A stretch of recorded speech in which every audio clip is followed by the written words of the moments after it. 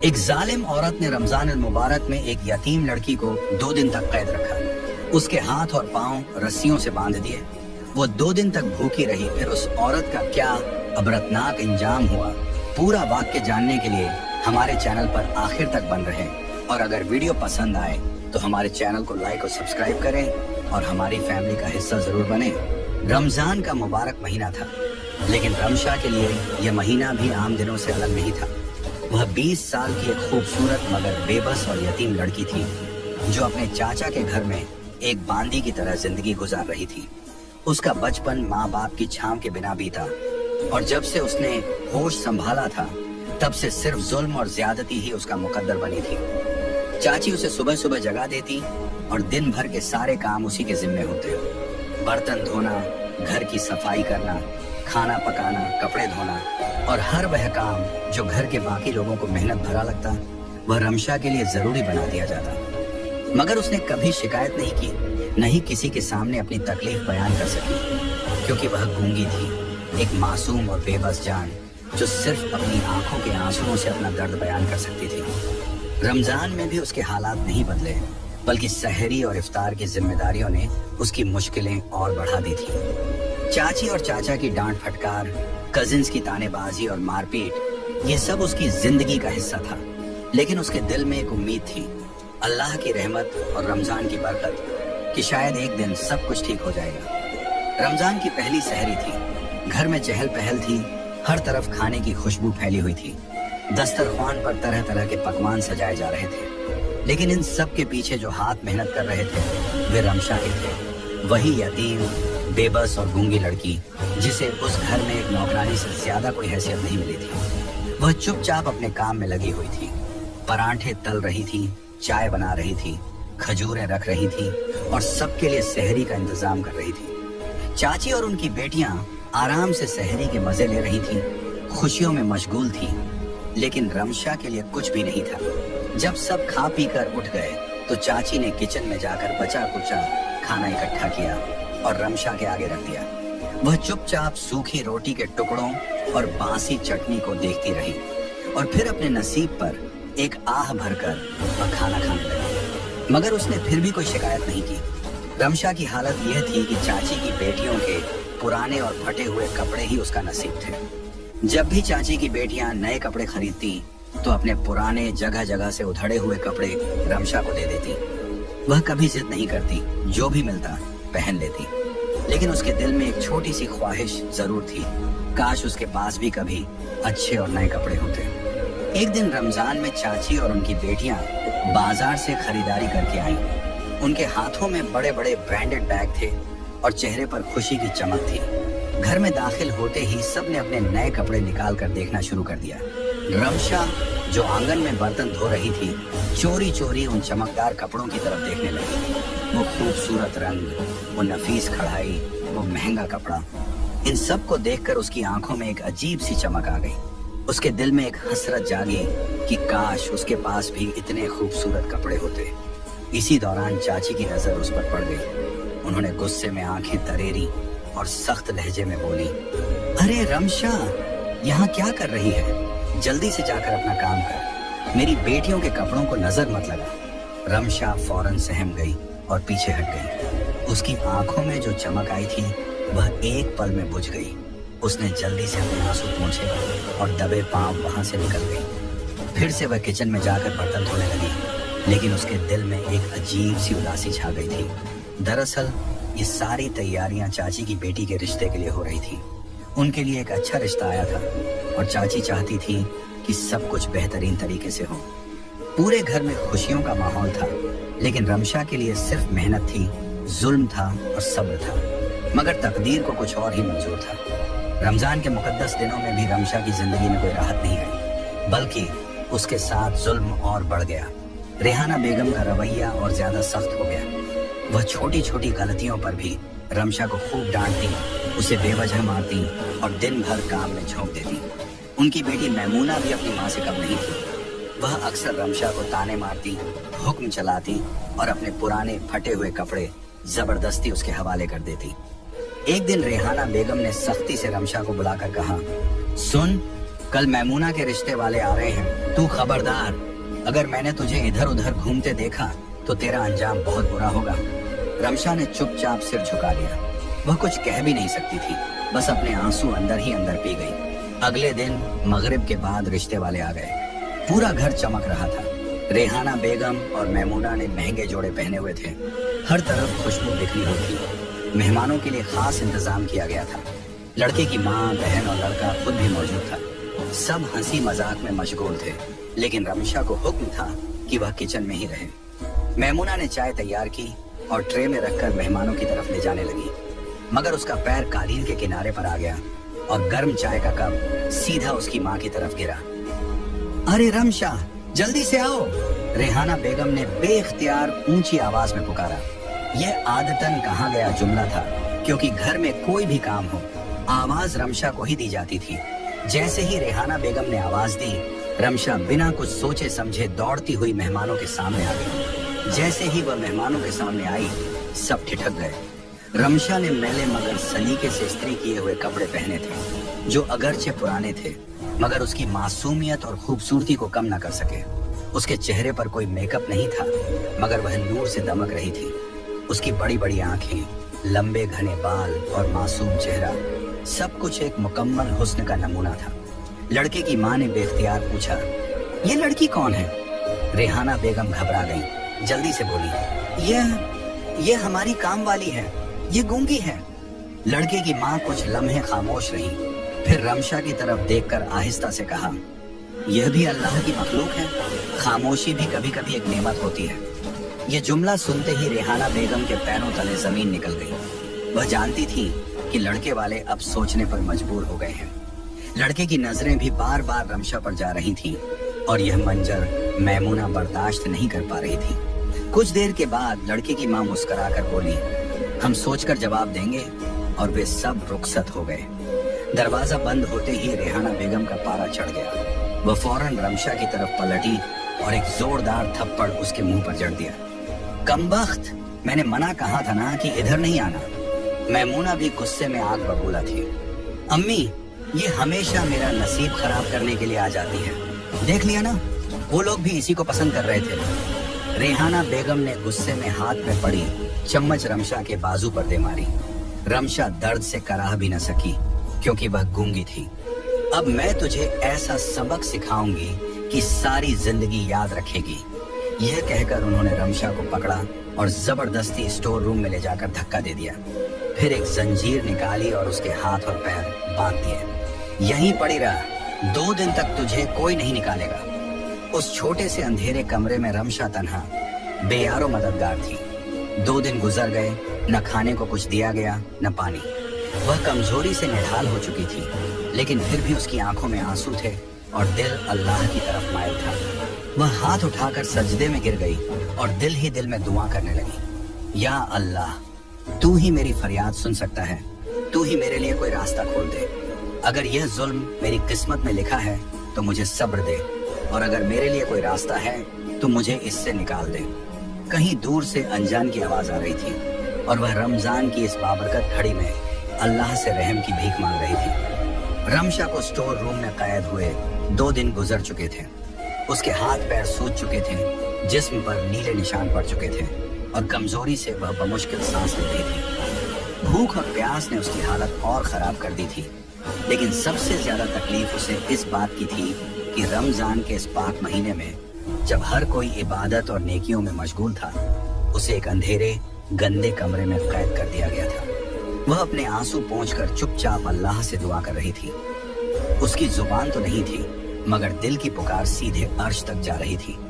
या अल्लाह, तू सब देख रहा है, मैं किसी से कुछ नहीं कह सकती, मगर तू मेरा हाल जानता है, तू ही मुझे सब्र और हिम्मत दे।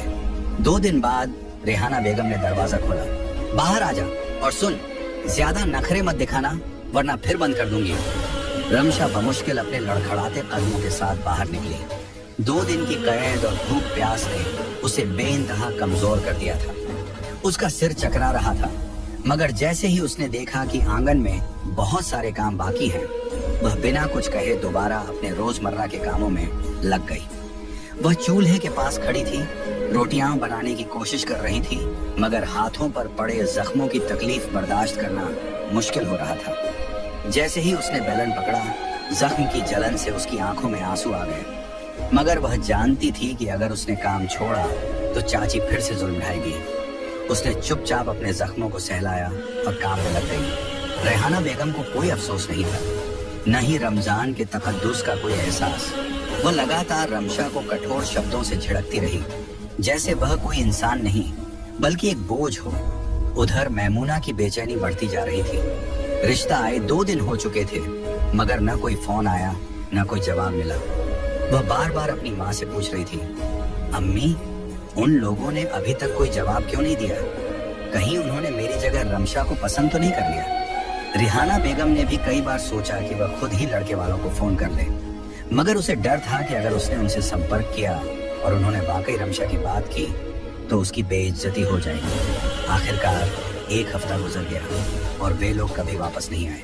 न कोई फोन, न कोई संदेश, न ही कोई जवाब। यह खबर सुनकर रिहाना बेगम के गुस्से की सीमा न रही। ये सब इस मनहूस लड़की की वजह से हुआ। अगर ये ना होती तो मैमूना का रिश्ता कब का तय हो चुका होता। मैमूना ने भी गुस्से में रमशा को जोर से धक्का दिया। तुम्हारी वजह से मेरी जिंदगी बर्बाद हो रही है। रमशा ये सब सह रही थी, मगर उसके दिल में एक अजीब सा सुकून था। वह जानती थी कि जो कुछ भी हो रहा है वह अल्लाह के फैसले के मुताबिक हो रहा है। उसे अंदाजा नहीं था कि अल्लाह ने उसके लिए एक ऐसा मुकद्दर लिखा था जो इन सब की सोच से कहीं ज्यादा हसीन था। रमजान के दिन तेजी से गुजर रहे थे। एक दिन अचानक घर में एक बड़ी खबर पहुंची। रिहाना बेगम के शौहर रमशा के चाचा दुबई से वापस आ रहे थे। वे एक नेक दिल और नरम मिजाज इंसान थे। वे हर साल रमजान में घर आते, मगर ज्यादातर समय अपने कारोबारी मामलों में व्यस्त रहते थे और घर की जिम्मेदारी पूरी तरह से रिहाना बेगम के सुपुर्द थी। उन्हें कभी यह इल्म न हुआ कि उनकी गैर मौजूदगी में रमशा पर क्या बीतती है। जैसे ही वे घर पहुंचे, रिहाना बेगम ने तुरंत अपनी चालाकी दिखाई। उसने रमशा को फौरन अच्छे कपड़े पहनने को दिए और एकदम मीठे लहजे में बात करने लगी। बेटा रमशा, देखो तुम्हारे चाचा आए हैं, उनके लिए चाय बना दो। रमशा हैरान रह गई। यह औरत जो हमेशा उस पर जुल्म करती थी, अचानक इतनी नरमी से क्यों बात कर रही थी? मगर वह खामोश रही और जाकर चाय बनाने लगी। चाचा ने रमशा को देखा और प्यार से उसके सर पर हाथ फेरा। कैसी हो बेटा, सब ठीक है ना? रमशा कुछ बोल नहीं सकी, मगर उसकी आंखों में एक अजीब सा दर्द छुपा था जिसे उसके चाचा महसूस न कर सके। चंद दिन बाद एक अप्रत्याशित वाकया पेश आया। वही लड़का जो मैमूना के लिए रिश्ता लेकर आया था, अपनी माँ के साथ दोबारा घर आया। रिहाना बेगम एकदम खुश हो गई। उसे लगा शायद वे मैमूना के लिए पक्का हाँ करने आए हैं। वह खुश मिजाजी से उनका स्वागत करने लगी, मगर उसका चेहरा जर्द पड़ गया जब उन्होंने कहा, हमें रमशा के चाचा से बात करनी है। रिहाना बेगम ने हकलाते हुए कहा, जी जी, क्यों नहीं, आप बैठिए, मैं उन्हें बुलाती हूँ। चाचा आ गए और बड़े तपाक से मिले। लड़के की माँ ने बात शुरू की, हम दरअसल आपकी भतीजी रमशा के बारे में बात करने आए हैं। चाचा ने हैरानी से पूछा, रमशा?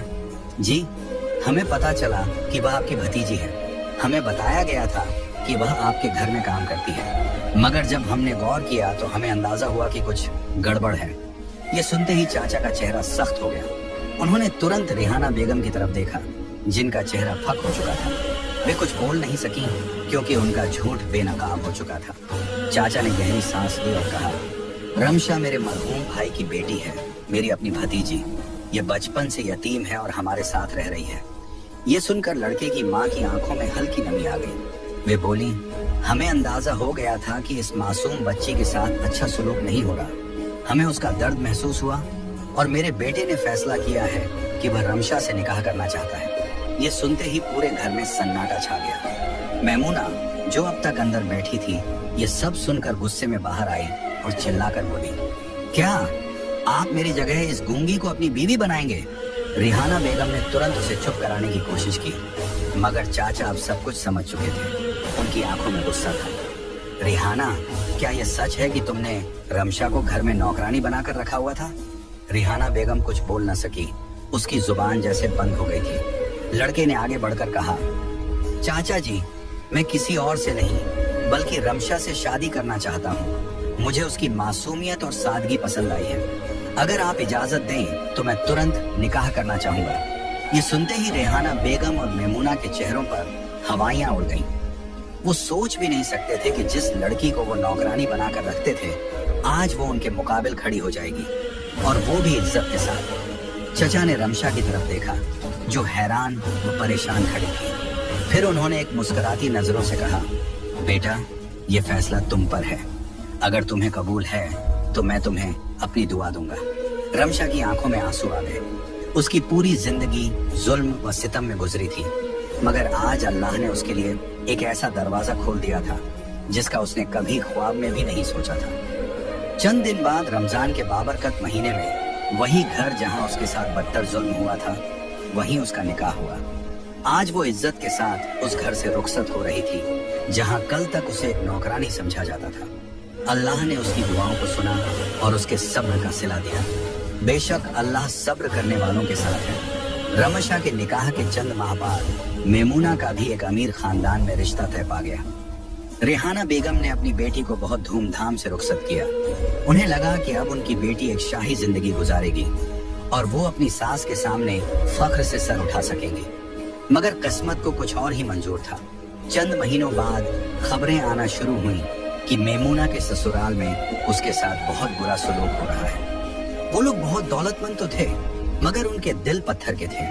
मेमुना से नौकरानियों की तरह काम करवाया जाता, उसे बात बात पर जलील किया जाता और कभी कभी मारा पीटा भी जाता। रेहाना बेगम, जो हमेशा अपनी बेटी के लिए नाजो नमक के ख्वाब देखती थी, अब बेबसी से अपनी बेटी की तकलीफ को देख रही थी, मगर वो कुछ कर नहीं सकती थी क्योंकि अब हालात उनके इख्तियार से बाहर थे।